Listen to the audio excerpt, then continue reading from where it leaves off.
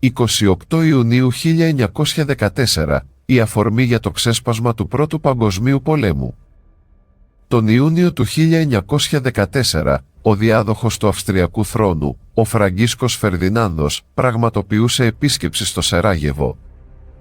Οι πολιτικές του απόψεις ήταν αρκετά προοδευτικές για την εποχή του, διαφωνώντας με το διαδικό σύστημα διακυβέρνησης της Αυστρο-Ουγγαρίας και υποστηρίζοντας την ίδρυση μιας ομοσπονδίας όλων των εθνοτήτων που ζούσαν στην αυτοκρατορία. Αυτές οι θέσεις του όμως, σε μια περίοδο που ο εθνικισμός στα Βαλκάνια ήταν σε ανωδική τροχιά, προκάλεσαν μεγάλες αντιδράσεις, ιδιαιτέρως από τους Σέρβους και τους Κροάτες.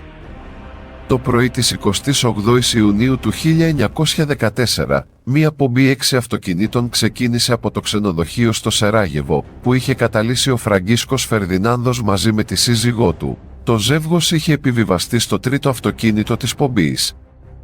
Κατά μήκος της διαδρομής, από όπου θα περνούσε η πομπή, είχαν διασκορπιστεί 6 συνωμότες, οι οποίοι σχεδίαζαν τη δολοφονία του πρίγκιπα. Οι 2 εξ αυτών απέτυχαν να ενεργοποιήσουν τις χειροβομβίδες που κρατούσαν στα χέρια τους, όταν ο Φραγκίσκος Φερδινάνδος πέρασε από μπροστά τους.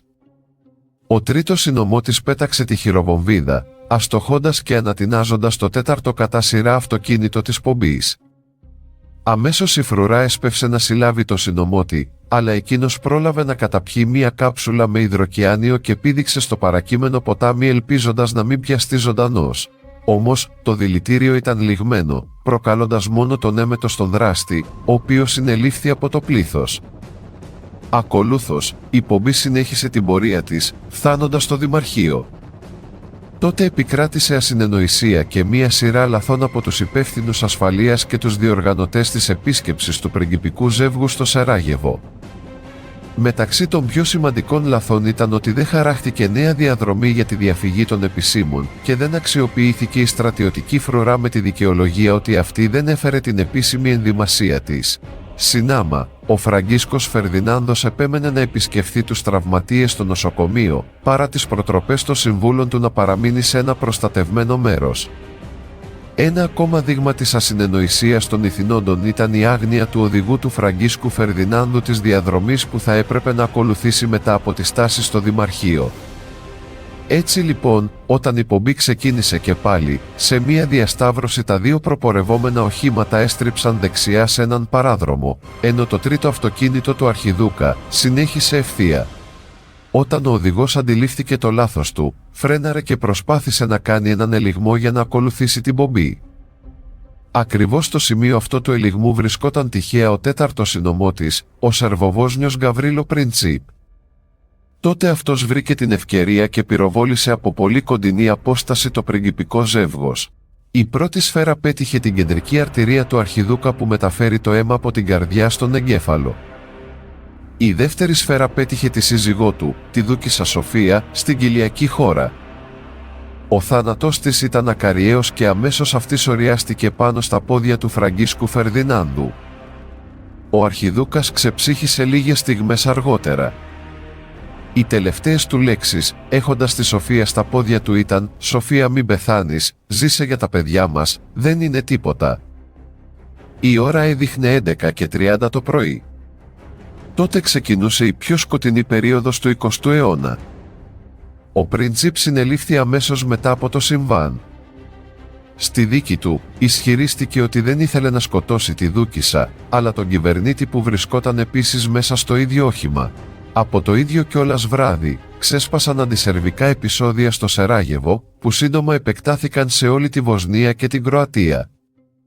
Λίγες ημέρες αργότερα συλλήφθηκαν και άλλα μέλη της Σπύρας, που είχε διοργανώσει τη δολοφονία του Αρχιδούκα, ενώ ένας άλλος συνωμότης κατάφερε να διαφύγει στο Μαυροβούνιο, όπου οι σερβικές αρχές αν και το συνέλαβαν, τον άφησαν ελεύθερο.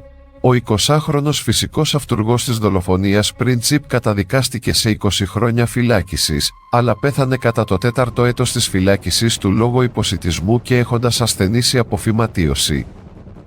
Ο βομβιστής που κατάπιε το λιγμένο δηλητήριο ήταν ο 19χρονος Νεντέλκο Καμπρίνοβιτς, ο οποίος επίσης καταδικάστηκε σε 20 χρόνια φυλάκισης.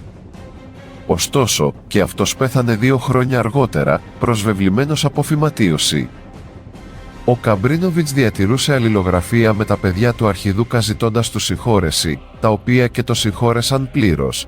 Ο τρίτος συλληφθής και ένας από τους δύο αποτυχημένους βομβιστές ήταν ο επίσης 19χρονος Τρίφκο Γκράμπες, που παρομοίως καταδικάστηκε σε 20 χρόνια φυλάκισης. Και αυτός είχε την ίδια μοίρα με τον Καμπρίνοβιτς, πέθανε 2 χρόνια αργότερα από φυματίωση.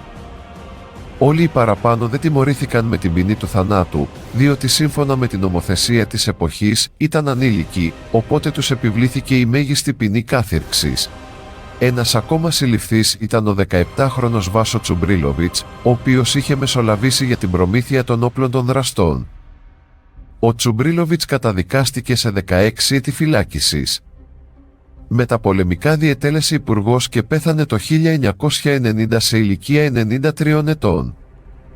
Ο πέμπτος συλληφθής ήταν ο 20χρονος Τσβέτκο Πόποβιτς, στον οποίο επιβλήθηκε η ποινή των 13 ετών φυλάκισης με την κατηγορία της συνέργειας στην προμήθεια των όπλων των δραστών. Μετά τη λήξη του πολέμου, ο Πόποβιτς απελευθερώθηκε από τους συμμάχους και εργάστηκε ως καθηγητής φιλοσοφίας. Πέθανε το 1980 σε ηλικία 84 ετών. Ακολούθως άλλοι 2 συνωμότες καταδικάστηκαν σε 10 έτη φυλάκισης και άλλοι 4 με μικρότερες ποινές που κυμαίνονταν από 4 έως 7 έτη. Αντιθέτως, ο 24χρονος Ντανίλο Ήλιτς, η 28χρονη Βέλκο Τσουμπρίλοβιτς και Νέντο Κέροβιτς, καθώς και ο 36χρονος Μιχαήλο Γιοβάνοβιτς καταδικάστηκαν σε θάνατο. Τέλος, 9 ακόμα κατηγορούμενοι απαλλάχθηκαν από τις κατηγορίες. Στα τέλη του 1916 και κατόπιν συνεργασίας Γάλλων και Αυστριακών πρακτόρων, μία ακόμα ομάδα συνωμοτών, που είχε συμμετάσχει στη δολοφονία του Αρχιδούκα, συλλήφθηκε στην υπογαλλικό έλεγχο Θεσσαλονίκη. Επικεφαλής τους ήταν ο Σέρβος συνταγματάρχης Ντράγκουτιν Δημητρίεβιτς, ο οποίος είχε πρωτοστατήσει στη δολοφονία του 26χρονου βασιλιά της Σερβίας Αλέξανδρου Ομπρένοβιτς και της συζύγου του Ντράγκα Μασίν το 1903. Τότε οι σωροί του βασιλικού ζεύγους είχαν βρεθεί ακροτηριασμένες και ξεκυλιασμένες. Ο δε Δημητρίεβιτς ήταν αρχηγός της παρακρατικής οργάνωσης Μαύρο Χέρι και στόχος της ήταν η απόσχηση της Βοσνίας Ερζεγοβίνης από την Αυστρο-Ουγγαρία και η ενσωμάτωσή της στο πριγκιπάτο της Σερβίας στο πλαίσιο της δημιουργίας της Μεγάλης Σερβίας. Ο Δημητρίεβιτς συνελήφθη μαζί με 8 ακόμα συνεργάτες του και όλοι τους εκτελέστηκαν το 1917. Ωστόσο, το 1953 σε αναψηλάφιση της δίκης, οι παραπάνω εκτελεστέντες αποδείχτηκε ότι δεν είχαν σχέση με τη δολοφονία του Αρχιδούκα και πως επρόκειτο για μία σκευωρία που είχε δημιουργήσει ο ριζοσπάστης πολιτικός Πάσιτς. Επίσης στη Θεσσαλονίκη συνελήφθηκε ο Βόσνιος φυγάς, ονόματι Μουχαμέντ Μεχμέντ Μπασίτς, που είχε φυσική παρουσία στη δολοφονία του Αρχιδούκα στο Σεράγεβο. Αυτός καταδικάστηκε σε 15 χρόνια φυλάκισης, αλλά αποφυλακίστηκε το 1919. Τελικά, ο Μεχμέντ Μπασίτς δολοφονήθηκε σε ηλικία 56 ετών από την Κροατική Εθνικιστική Οργάνωση Ούστασε το 1943. Επιστρέφοντας το 1914, μετά τη δολοφονία του Αρχιδούκα, ακολούθησαν 25 ημέρες διπλωματικής έντασης και εντατικών πολεμικών προετοιμασιών από όλες τις ευρωπαϊκές αυτοκρατορίες. Ακριβώς έναν μήνα μετά από τη δολοφονία του Αρχιδούκα, η Αυστρία κήρυξε τον πόλεμο στη Σερβία. Το ημερολόγιο έγραφε 28 Ιουλίου του 1914. Το ντόμινο μόλις είχε ξεκινήσει. Στις 30 Ιουλίου η Ρωσία κήρυξε επιστράτευση. Την 1η Αυγούστου η Γερμανία κήρυξε τον πόλεμο στη Ρωσία και 2 ημέρες αργότερα στη Γαλλία. Την επομένη, η Μεγάλη Βρετανία κήρυξε τον πόλεμο στη Γερμανία. Στις 5 Αυγούστου η Αυστρία κήρυξε τον πόλεμο στη Ρωσία και την επομένη η Σερβία στη Γερμανία. Στις 7 Αυγούστου το Μαυροβούνιο κήρυξε τον πόλεμο στη Γερμανία και στις 12 του μηνός στην Αυστρία. Στις 10 Αυγούστου η Μεγάλη Βρετανία και η Γαλλία κήρυξαν τον πόλεμο στην Αυστρία. Στις 25 Αυγούστου η Αυστρία κήρυξε τον πόλεμο στην Ιαπωνία και 3 ημέρες αργότερα στο Βέλγιο. Την ίδια ημέρα η Ιαπωνία κήρυξε τον πόλεμο στη Γερμανία. Σταδιακά σχεδόν όλες οι χώρες του πλανήτη ενεπλάκησαν στη σύραξη που την αποκαλούσαν «Ο Μεγάλος Πόλεμος». Ακριβώς 3 χρόνια μετά από τη δολοφονία στο Σαράγεβο, στις 28 Ιουνίου του 1917 η Ελλάδα εισήλθε στον πόλεμο στον πλευρό των συμμάχων. Εγχώρια είχε προηγηθεί ο εθνικός διχασμός, η εκβιαστική πολιτική των συμμάχων με τον πολύμηνο ναυτικό αποκλεισμό της Νότιας Ελλάδας και την πρόκληση επισιτιστικού προβλήματος, καθώς και η αμαχητή παράδοση κέριων ελληνικών θέσεων στη Βόρεια Ελλάδα στις κεντρικές δυνάμεις, όπως των οχυρών στο Ρούπελ και της Καβάλας. Ακριβώς 5 χρόνια μετά από τη δολοφονία του Αρχιδούκα, στις 28 Ιουνίου του 1919, η Γερμανία υπέγραψε επισήμως τη συνθηκολόγησή της με τη Συνθήκη των Βερσαλιών.